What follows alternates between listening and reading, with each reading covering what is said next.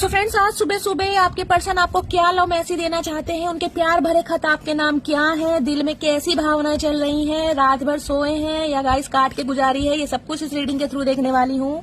सबसे पहले एनर्जी से कनेक्ट होने के लिए पेज को फॉलो कीजिए, कमेंट्स बॉक्स में जाकर हर हर महादेव टाइप कीजिए और रील को शेयर जरूर कीजिए ताकि महादेव की ब्लेसिंग आपके प्यार के ऊपर सालों साल बनी रहे। लेट्स चेक आपके पर्सन आज क्या मैसेज देना चाह रहे हैं।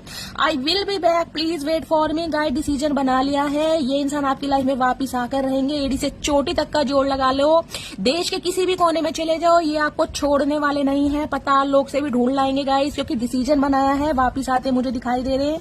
I still remember the day we hug for the first time. जिस दिन फर्स्ट समय आपके पर्सन ने हक किया था, गले से लगाया था, वो मेमोरीज बहुत ज्यादा फ्लैशबैक हो रही हैं। आपको अपना दिल, अपना दर्द कहीं ना कहीं बताना चाह रहे हैं। आई एडमायर यू ऑलवेज, आपको हमेशा पसंद करते हैं, सीक्रेट एडमायर है, हो सकता है अपने दिल की बात ना बताते हो। I want to